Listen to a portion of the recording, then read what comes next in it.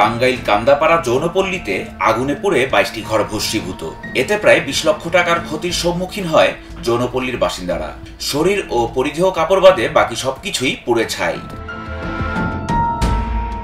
সূত্র জানায়, কান্দাপাড়ায় অবস্থিত যৌনপল্লীতে বসবাসরত যৌনকর্মীরা সকালে যখন ঘুমন্ত, ঠিক তখন রান্না করার গ্যাস সিলিন্ডার থেকে আগুন লাগে। আগুনটা লাগছে কি করে আমি সঠিক দেখিনি, আমি শুয়েছিলাম, কাউ শুনে আমি বের হয়েছি। আমার 2টা রুম ছিল, আর জিনিস ছিল রুমে মনে করেন যে 2-2.5 লাখ 3 লাখ টাকার মতো ক্ষতিপূরণে পড়ে গেছি।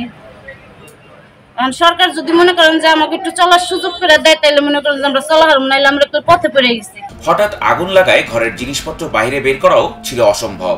ফলশ্রুতিতে পাওয়া যায় ঘরে থাকা ফ্রিজ, আসবাবপত্র, নগদ টাকা সহ জমিজমার দলিলপত্রের পোড়া ছাই।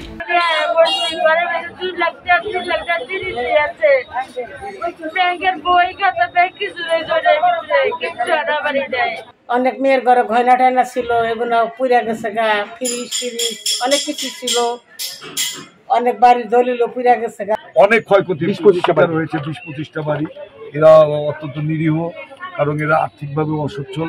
তা আমরা মনে করি যে প্রশাসন থেকে তাদের একটা সহযোগিতা করবে। আমরা চেষ্টা করব, এবং আমাদের নেতা আমার ভাই অ্যাডভোকেট ফরাদ ইকবাল করেছে, প্রশাসনিকভাবে আমরা চেষ্টা করব। আমরা চাবো এই যততাড়াতাড়ি সম্ভব এটা পূর্ণবাস করা যায়। আগুন লাগার ঘটনায় স্থানীয় ফায়ার সার্ভিসকে খবর দিলে তারা ঘটনাস্থলে দ্রুত উপস্থিত হয়ে 2টি ইউনিটের সহায়তায় আধা ঘন্টা চেষ্টার পর আগুন নিয়ন্ত্রণে আনে। দিনের বেলা হওয়াতে আমরা এটা খুব সহজেই আগুনটাকে আমরা নিয়ন্ত্রণ করতে পেরেছি। 22টি ঘর মূলত পোড়া যায়। এতে আনুমানিক প্রাথমিকভাবে আনুমানিক ক্ষতি প্রায় 15 লক্ষ টাকা।